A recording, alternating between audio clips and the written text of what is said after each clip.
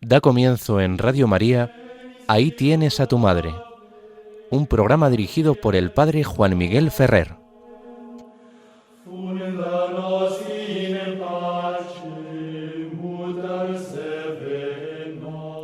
Un saludo muy cordial a todos vosotros, queridos amigos oyentes de Radio María.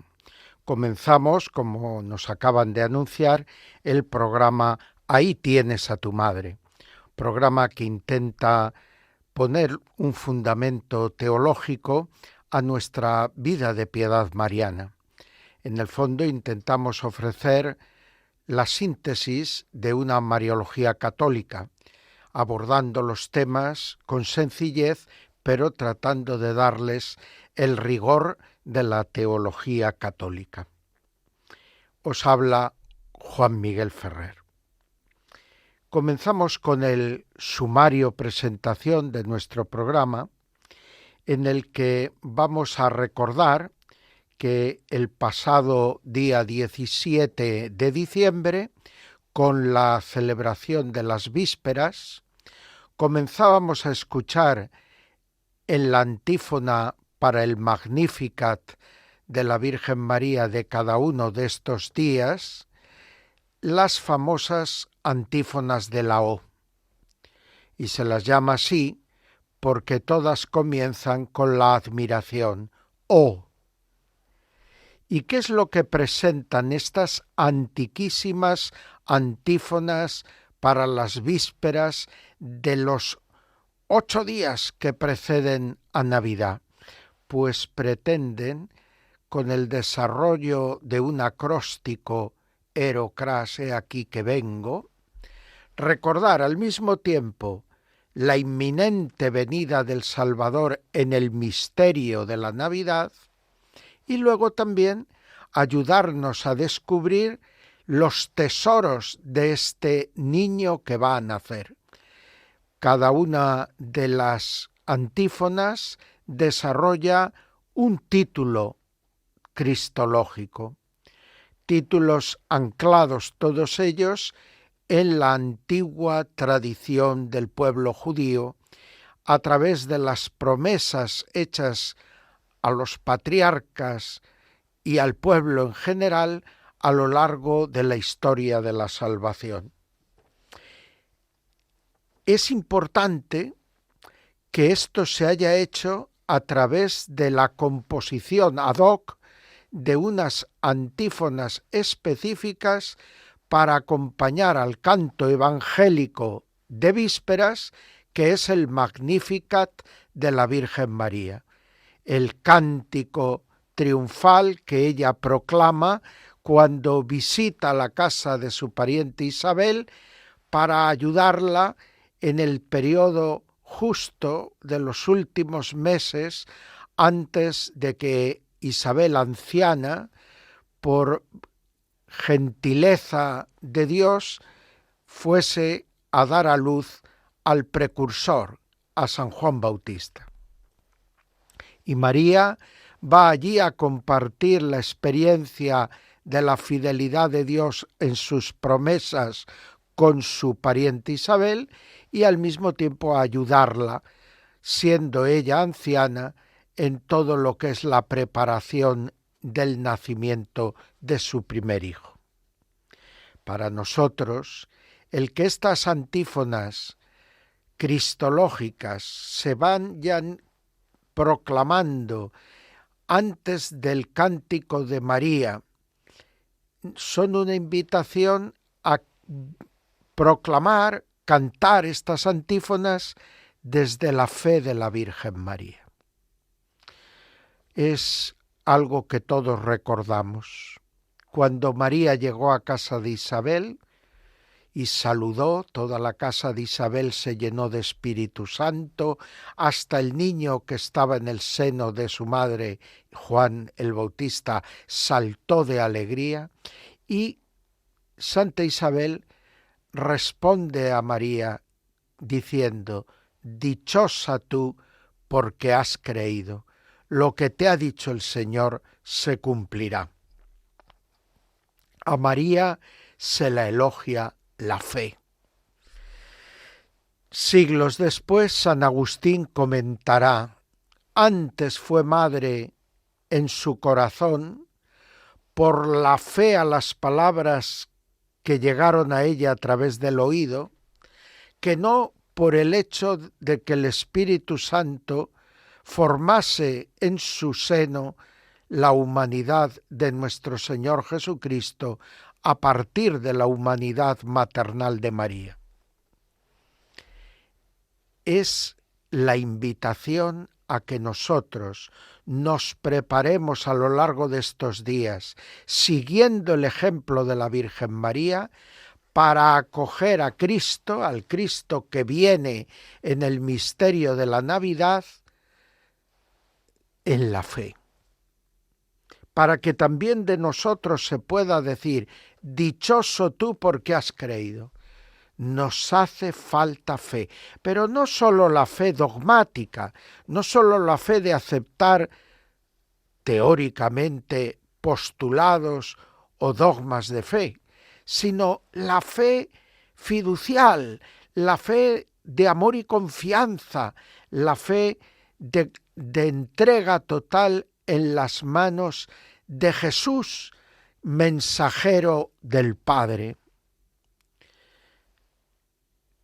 Cuando nosotros recibimos así a Jesús, en la celebración de los sacramentos, en la proclamación de la palabra de Dios, en los misterios del año litúrgico y en las personas que nos rodean, especialmente los enfermos, los pobres, los solitarios, las personas que necesitan de algo esencial para poder mantener su vida y vivirla con dignidad. Pues cada vez que hacemos un reconocimiento en la fe de estas presencias de Jesús, estamos, como María, concibiendo a Cristo en nosotros.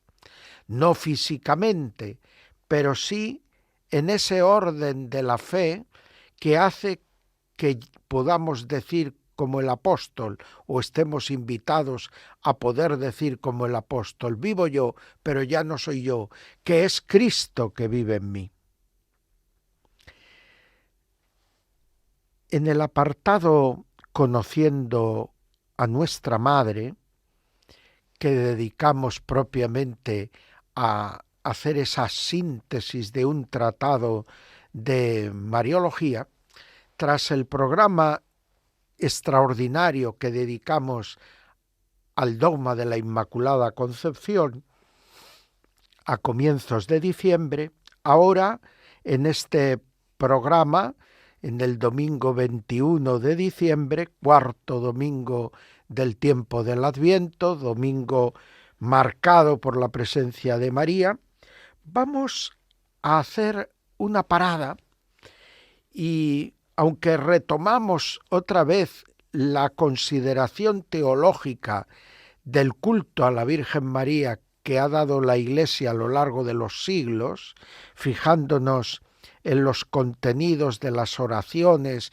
de las diversas fiestas y memorias de la Virgen María, hoy nos vamos a pasar a la liturgia hispano-mozárabe, a la liturgia del cristianismo español primitivo, para analizar la fiesta que se celebró en esta liturgia el pasado 18 de diciembre, el pasado jueves.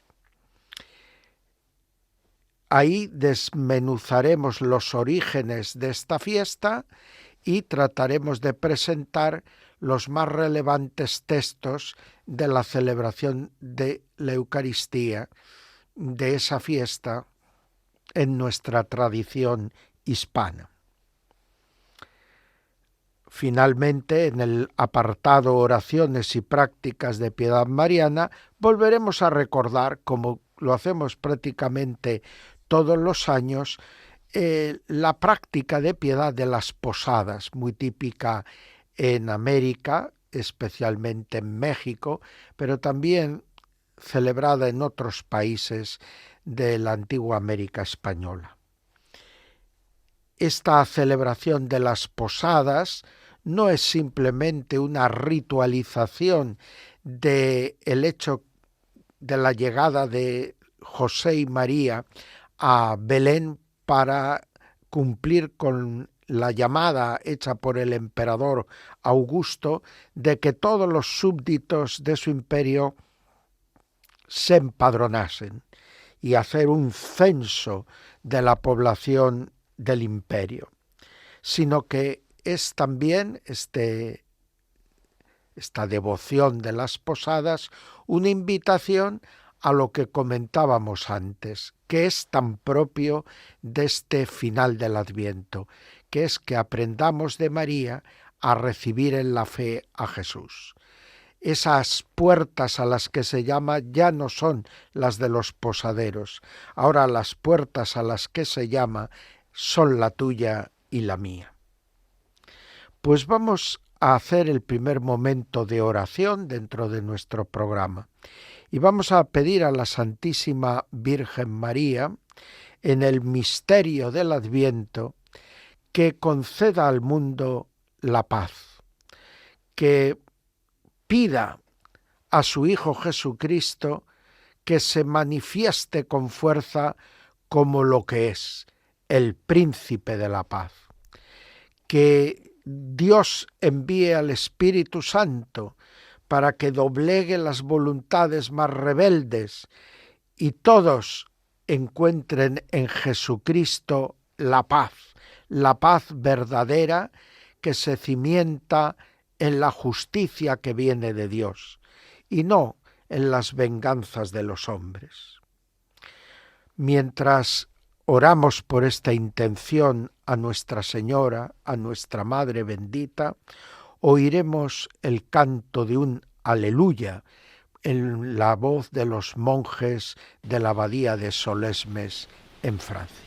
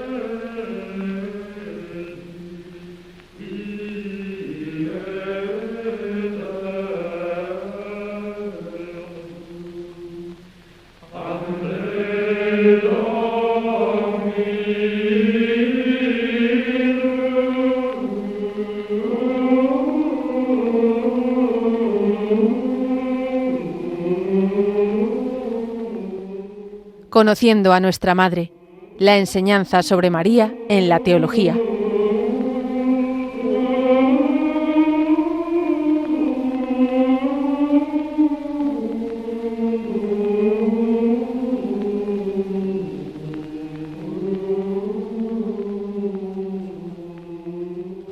Retomamos nuestra tarea con el apartado Conociendo a nuestra Madre. Seguimos, como hemos anunciado en el sumario, con la teología sobre María tal y como se ha expresado en el culto cristiano de las iglesias de Oriente y Occidente. Y hoy en concreto nos vamos a detener en una celebración y en un formulario para la misa de la solemnidad de Santa María de nuestra antigua liturgia hispana. En España, como en casi todo el mundo cristiano, se celebraba desde época ya muy antigua la fiesta de la Encarnación del Verbo el 25 de marzo. Parece que, siguiendo antiguos criterios sobre las personas notables cuyo nacimiento, o mejor dicho, cuya concepción se situaba en la misma fecha que habían muerto. Así como estaba bastante probado que Cristo murió en la cruz un 25 de marzo, pues se estableció que en esa misma fecha, 25 de marzo, habría sido concebido. Y como recuerdan los evangelios, fue concebido por obra y gracia del Espíritu Santo de la carne de María, la Virgen. Su madre empieza a estar en estado, el niño se empieza a formar en su vientre, pero ella permanecerá virgen después de la concepción y permanecerá virgen incluso no solo en el parto, sino después del parto. Esta fe que la Iglesia tenía desde época antiquísima hizo que pronto se organizase en los diversos calendarios una fiesta de la Encarnación del Verbo el 25 de marzo. Pero siguiendo un criterio también muy antiguo de la liturgia cristiana, los misterios que celebra la liturgia se tienen que celebrar a partir de un acontecimiento de la historia de la salvación. Y el acontecimiento de la historia de la salvación lo es de la historia porque tiene una dimensión que deja huella en la historia de los seres humanos. La encarnación del Verbo es un acontecimiento celeste que tiene una repercusión inmediata en nuestro mundo, en nuestra historia. La repercusión inmediata es que la Virgen está encinta y sigue siendo virgen. Por lo tanto, es la gravidez virginal de María el signo de que se ha producido el acontecimiento de gracia y salvación que es la encarnación del Verbo. La carta a los Hebreos en el capítulo 10 lo explica maravillosamente. Por eso también, desde el comienzo, en prácticamente todas las liturgias, esta fiesta, que es una fiesta evidentemente de Cristo, se celebra como fiesta de María, porque María es el signo que hace visible esa presencia de Cristo. La virginidad de la madre es la que anuncia tanto el misterio del que está viniendo y ha puesto ya su morada entre nosotros. Está viniendo en la carne, se está formando su humanidad. María es verdaderamente madre, él va a ser verdadero hombre, pero la virginidad de su madre habla de la excepcionalidad, no sólo del modo del engendramiento, por obra y gracia del Espíritu Santo, sino, como veremos más adelante, de la condición divina de este que ahora empieza a ser hombre sin dejar de ser Dios. que será verdadero hombre y verdadero Dios, en la unión de una única persona, la divina, la del Verbo. Este misterio se celebra y se celebra como la anunciación a la Virgen, como la encarnación en el seno de la Virgen. En las tierras de España, en las tierras de lo que en el momento del que vamos a hablar gobernaban los visigodos con capital en Toledo y que ocupaba un amplio territorio desde el sur de Francia, la llamada provincia de la Septimania o Narbonense, y luego prácticamente toda la península ibérica. Y en este reino, pues se celebraba esta fiesta con gran solemnidad, no sólo porque era la fiesta de la encarnación del Verbo, sino porque era la primera fiesta que se dedicó a Santa María y que por lo tanto no sólo celebraba la encarnación del Verbo, sino todo lo que en María había acontecido por el hecho de que el Verbo tomó carne en ella y que ella había sido preparada por Dios para ser la que diera carne al Verbo, la que fuera la madre del Redentor. Por lo tanto, España en el 25 de marzo celebraba desde hacía tiempo esta fiesta de Santa María. Si ahora damos un salto al siglo VII, estaremos en el momento en que se configura propiamente esta fiesta y cambia de fecha. ¿Qué ocurrió en el siglo VII? En Toledo regía la archidiócesis San Eugenio, Eugenio III. Y este santo obispo, dado al estudio, a la música, a la caridad, pues era también fervoroso de la Virgen María. Pero junto a él se había educado un joven de familia visigoda, convertida al cristianismo al menos en el año 589, cuando se celebró el Tercer Concilio de Toledo, y que a instancias de Recaredo llevó a la conversión de todos los súbditos del reino visigodo a la fe católica, abandonando su antiguo arrianismo. Bueno, pues Ildefonso, tras formarse en la Escuela Episcopal de Toledo y prolongar estudios en otros lugares, posiblemente en Sevilla, cerca de San Isidoro, o en Zaragoza, cerca de San Braulio, vuelve, pero decide entregar su vida a Dios en la vida monástica y profesa la vida monástica en un monasterio famoso de Toledo que se llamaba Agaliense, probablemente porque estaba en el camino de las Galias. Lo cierto es que Ildefonso se convierte, una vez que es monje, una vez que demuestra sus cualidades intelectuales y empieza a escribir y a componer oficios y misas, pues es uno de los consejeros de San Eugenio. Se celebra en Toledo el 10º concilio, de los que esta ciudad acogió a lo largo de su historia.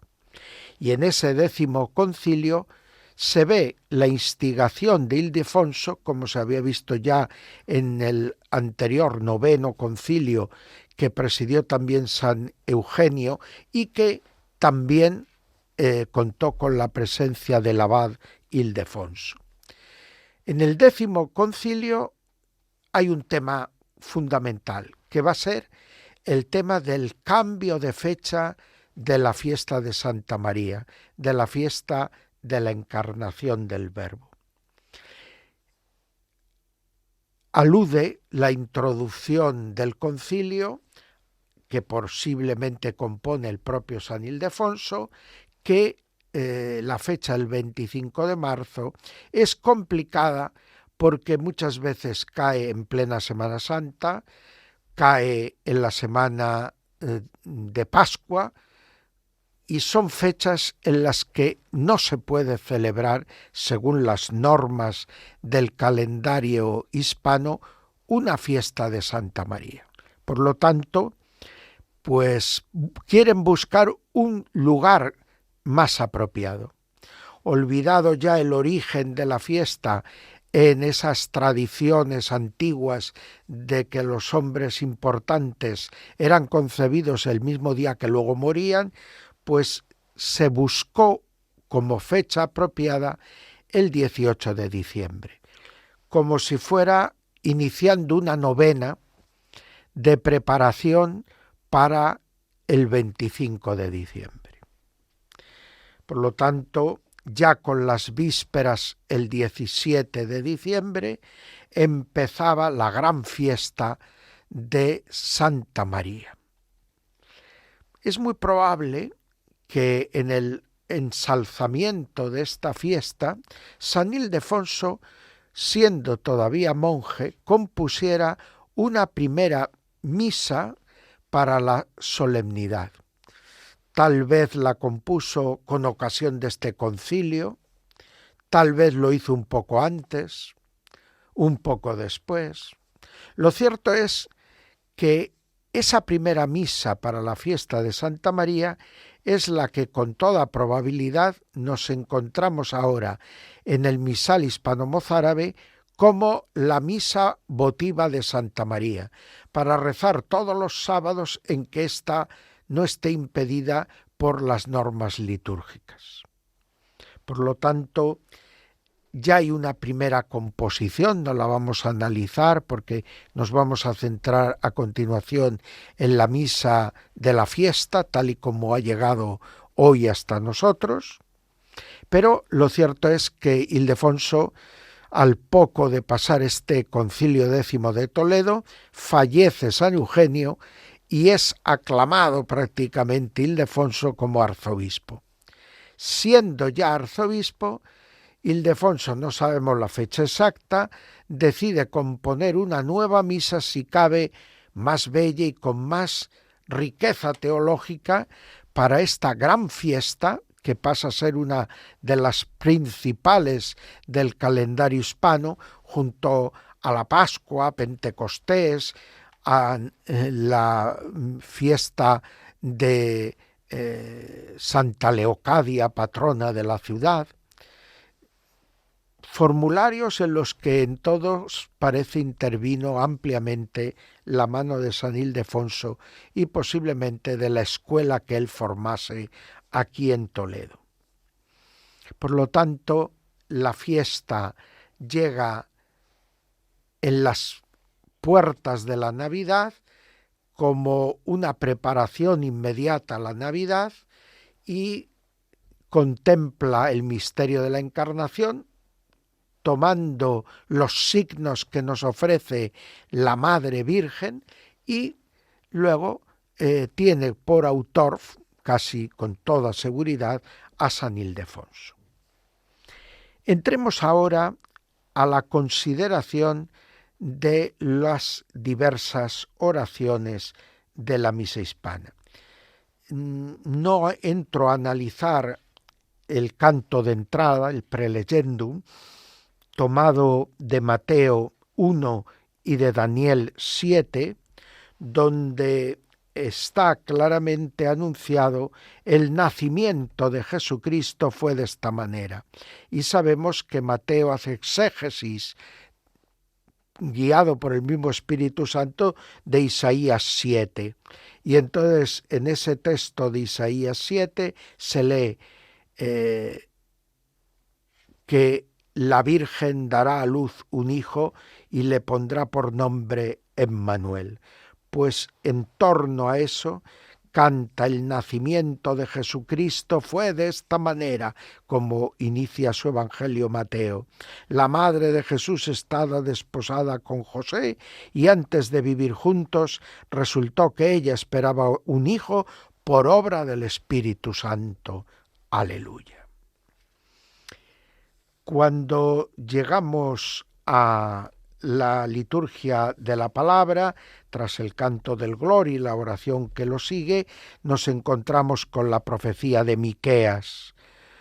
Al final de los tiempos estará firme el monte de la casa del Señor, en la cima de los montes, encumbrado sobre las montañas, hacia él confluirán las naciones. Es la promesa escatológica de un Mesías que será para todos los pueblos de la tierra. El Salmo llamado Salendum proclama el Salmo 86. Se dirá de Sión uno por uno, todos han nacido en ella. El Altísimo en persona la ha fundado, porque la maternidad de María con respecto a Cristo es la que abre las puertas de una maternidad espiritual que abarcará a todos los que en la fe acojan a nuestro Señor Jesucristo. La lectura del apóstol es de Gálatas 3, que nos habla de nuestra filiación divina y nos habla de la entrada de Cristo en el mundo para abolir todas las barreras que había levantado el pecado de los hombres. Como evangelio tenemos una selección del capítulo 1 de San Lucas que nos presenta el relato de la Anunciación y que termina con las palabras del Magnificat. A continuación vendrá el Aleluya, la presentación y preparación de los dones en el altar y, una vez presentados los dones en el altar, comienza la oración de los fieles, llamada aquí intercesiones solemnes, que tiene en nuestra antigua liturgia una gran solemnidad. Y empieza precisamente con una pequeña homilía o monición. Por eso se la llama oratio admoniciones, oración de admonición a todos los fieles. Dice como si fuese una homilía: queridos hermanos, alcemos nuestros ojos al cielo para ver la gloria de nuestro Salvador. Cómo ensalza a la Virgen para que le conciba, cómo premia a la madre cuando le da a luz. Está describiendo que todos los privilegios de María brotan precisamente de la elección que Dios ha hecho de ella para madre de su Cristo. Él se ha hecho al mismo tiempo don e hijo. Infundido en ella, le otorga lo que a ella le falta. La va a hacer madre de Dios. Nacido de ella, no se lleva lo que a ella le ha dado, la virginidad, signo de esa unión con Dios. No le priva del honor de llevarlo en su seno, ni le entristece con los dolores del parto. Ella es verdadera madre que va a dar a luz y va a amamantar a su hijo, pero es también la que permanece siempre virgen, antes, en y después del parto. En lo profundo del corazón, la fe acoge con calor el anuncio del ángel, el oído recibe la palabra, que no deja lugar a dudas, y la seguridad de su fe queda confirmada con la esperanza de que Dios tiene poder para cumplir lo que promete. Destaca así la fe de María como la virtud principal de Nuestra Señora. Oh inefable acción de Dios, dentro se experimenta el crecimiento del poder divino, se va formando el hombre, Cristo Jesús, y fuera no se pierde la perfecta virginidad. El Hijo unigénito de Dios sale de las entrañas maternas sin abrir la vía natural del parto. Esto es una afirmación rotunda. Al ser concebido y al ser alumbrado, sella el seno de la Virgen y lo deja intacto. Un hombre de tal categoría tiene poder de dar la vida con la que va a dotar a los demás. Es hombre, pero es más que hombre, porque él viene a dar la vida a todo el linaje humano. Sigue en las preces estos dípticos con la oración alien después de la primera serie de los dípticos, con la oración postnómina detrás de la segunda serie de dípticos, y a continuación viene el rito de la paz, en el que el sacerdote comienza con esta oración. Cristo, Verbo del Padre, que te hiciste carne para habitar entre nosotros, penetra nuestros sentidos para que los redimidos por el misterio de tu encarnación permanezcamos unidos con el vínculo perpetuo de la paz. El Verbo se hace carne para hacernos a nosotros hijos de Dios, es decir, para redimirnos y consagrarnos a través del don del Espíritu Santo. Y así llegamos ya a la plegaria eucarística. Una vez que pasa el rito de la paz con su canto, entonces el sacerdote se dirige al altar y comienza con un diálogo la plegaria eucarística. La primera oración que compone esta plegaria eucarística es la Hilatio, semejante a los prefacios de la liturgia romana, y en este decimos: es justo y necesario que te demos gracias, Padre Todopoderoso, con tal que des antes a tus deudores lo que tienen que devolverte, es decir, todo es gracia. Nacido de ti, Dios Padre sin principio y contigo coeterno, está hablando ya de nuestro Señor Jesucristo, sin diferencia ni mutación, igual a ti en todo, no por adopción sino por generación, no por gracia sino por naturaleza, descendió por misericordia al seno de la Virgen elegida y santificada. Cuando Dios elige a María para ser la Madre de Dios, la está predestinando para este fin y está pensando en ella para no solo elegirla, sino santificarla, es decir, hacerla digna de sí. Esta será la base de la teología inmaculista. María fue preservada en virtud de los méritos de su Hijo para que pudiera ser la madre del Redentor. Y prosigue hablando de Jesús, la Hilatio de la fiesta de Santa María. Hecho hombre para redimir a los hombres, salió como un rayo de luz purísima del pudoroso seno virginal. La insistencia en la materialidad, porque por eso es signo, por eso es un signo sensible, por eso tiene tanta importancia en la economía sacramental de la Iglesia y en la celebración del misterio. Y prosigue: el ángel anunció que iba a ser concebido. Fue concebido en el misterio de una fe singular, la fe de María. Dichosa tú que has creído. Qué importante es para entrar en el misterio de Cristo la fe. Solo él tuvo una concepción nueva e inusitada, virginal, de la que no se deriva la muerte, porque la muerte entró por el pecado de Adán, que se nos comunica, según la antigua teoría de los primeros cristianos, por el acto conyugal de los padres. Solo él, Cristo, fue concebido de modo admirable sin concurso de varón y pudo nacer felizmente sin inclinación a la muerte. De madre sin pecado, por obra del Espíritu Santo, el Verbo eterno se hace carne y en cuanto hombre no conoce en ningún instante el pecado, como tampoco lo hizo su madre.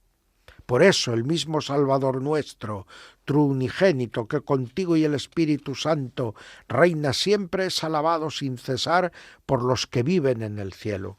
Viene el canto del Sanctus y la oración post Sanctus, que da el paso de el canto del Sanctus al relato de la institución de la Eucaristía. En el post Sanctus, en esta oración post Sanctus, el sacerdote dirá: verdaderamente santo, verdaderamente bendito nuestro Señor Jesucristo, tu Hijo. Él confirió a la Virgen la castidad y no privó a su madre de la gloria de la virginidad. La insistencia es constante. Quiso nacer de ella por nosotros, es decir, en favor nuestro, y por nuestra redención no dudó en aceptar la muerte. Él va a la muerte no porque le corresponda según su naturaleza, sino para solidarizarse con nosotros.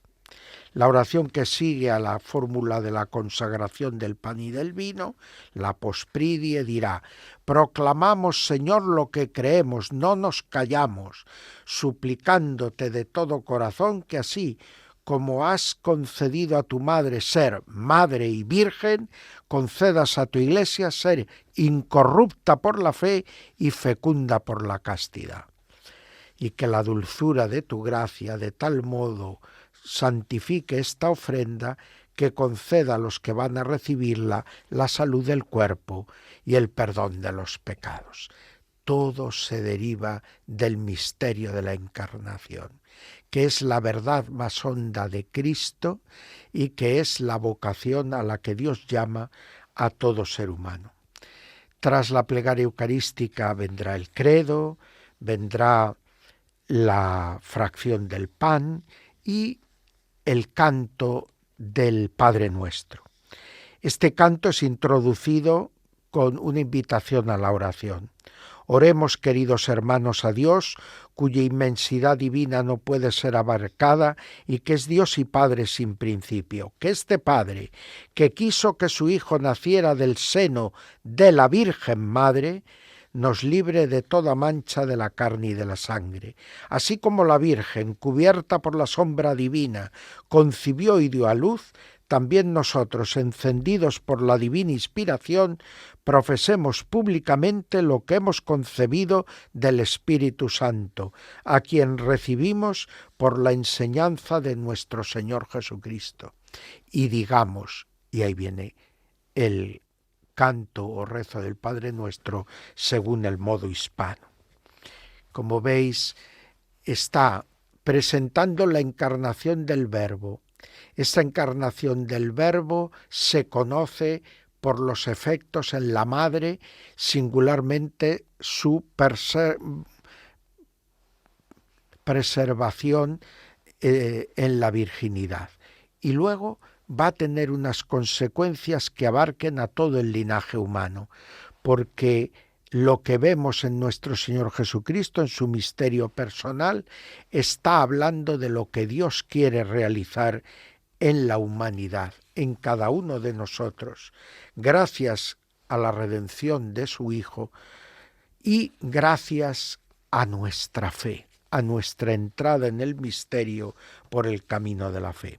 Seguirá la bendición que nos prepara a recibir la comunión y esta con el canto ad accedentes. La última oración de la misa, la completuria, va a decir: te damos gracias, Señor, por todos los días y te alabamos a ti que nos has hecho llegar a esta solemnidad.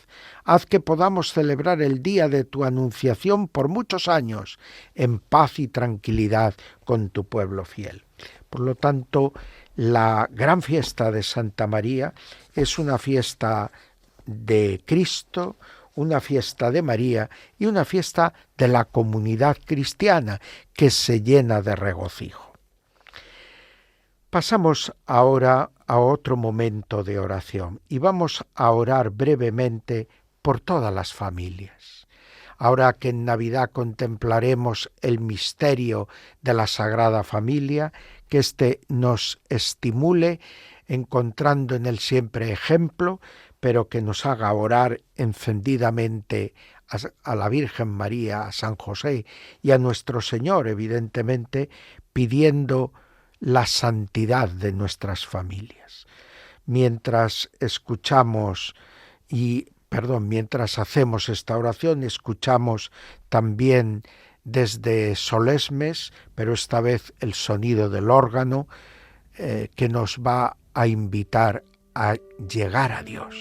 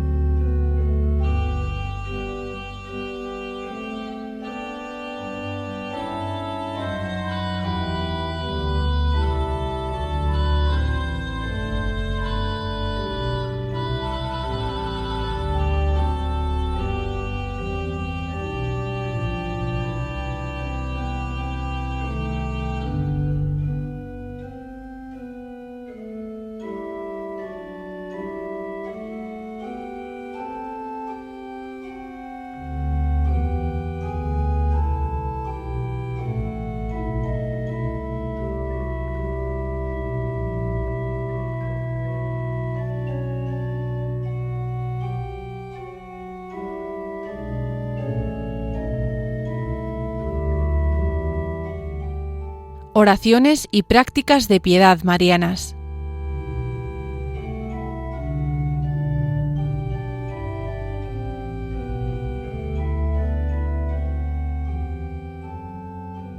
Seguimos adelante en nuestro programa, Ahí tienes a tu madre, que emitimos desde las ondas de Radio María cada 15 días en el domingo de 5 a 6 de la tarde y en Canarias pues de las 4 a las 5.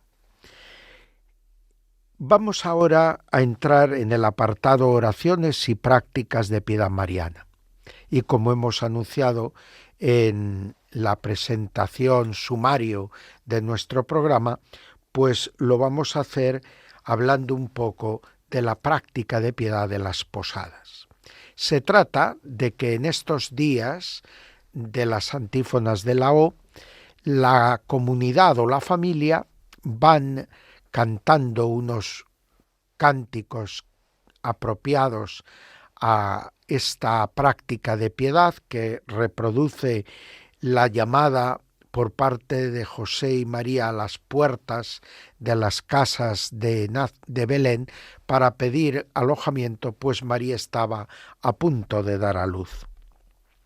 Y de lo que se trata es de suscitar el deseo en todos los miembros de la comunidad o de la familia de abrir sus puertas, el dormitorio de cada miembro de la familia, la celda o habitación de cada religioso o religiosa de la comunidad, para que allí pernocte durante una noche el niño Jesús, la imagen del niño Jesús, la imagen de la Virgen María y de San José. Es recibirlos, acogerlos, para acogerlos con todo el fruto espiritual que nos quieren traer en el misterio de la Navidad. Por lo tanto, en cada casa, en cada comunidad religiosa, pueden hacer esta práctica de las posadas, haciendo un pequeño canto de Adviento que aluda a la venida del Señor y llamando a la puerta para que, tras hacer un poco de insistencia, el que vive en esa habitación abra la puerta y entonces con alegría reciba a la Sagrada Familia para que pasen en su habitación una noche de estas del octavario antes de la fiesta de Navidad. Así luego todos con gozo podrán tener al niño Jesús en sus habitaciones, en sus casas y celebrar esta presencia salvadora.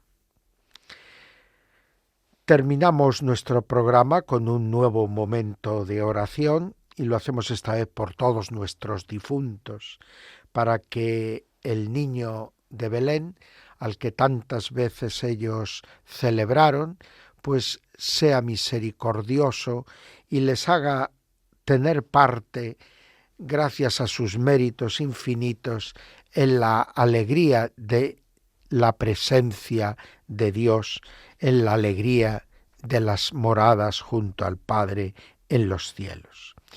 Mientras tanto, vamos a ver acompañada nuestra oración nuevamente por la música del órgano de la Abadía de Solesmes en Francia.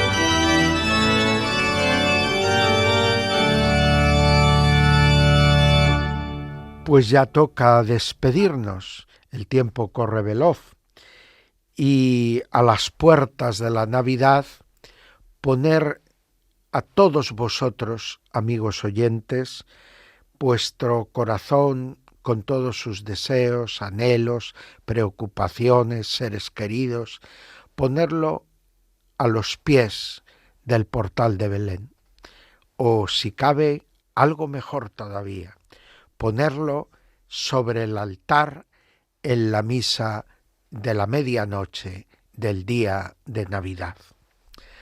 ¿Por qué? Porque nuestra tradición hispana, a la que hemos estado aludiendo al comentar los textos litúrgicos compuestos por San Ildefonso para la fiesta de Santa María el 18 de diciembre, nos llevan a recordar también unas oraciones del día de Navidad en esta liturgia, donde se compara al sacerdote con la Virgen, los pañales con los manteles y corporales que hay sobre el altar y el cuerpo de Jesús, nacido de María por obra y gracia del Espíritu Santo, del pan consagrado por las manos y palabras del sacerdote prestadas a nuestro Señor y la acción del Espíritu Santo que actúa en la epíclesis de la celebración eucarística.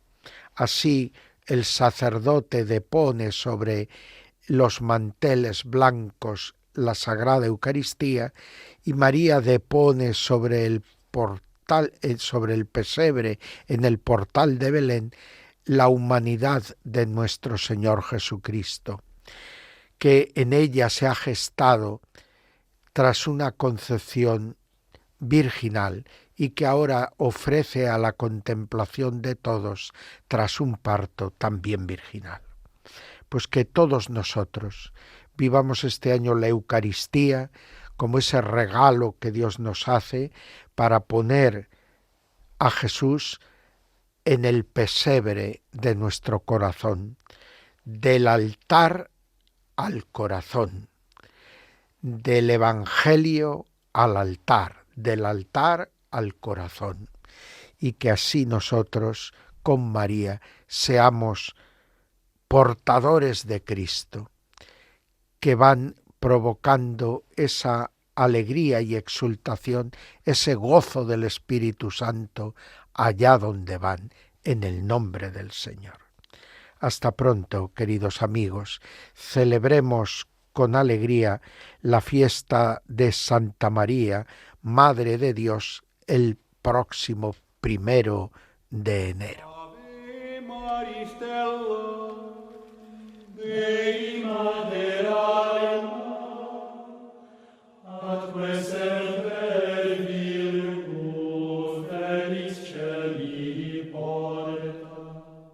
Acaban de escuchar Ahí tienes a tu madre, un programa dirigido por el padre Juan Miguel Ferrer.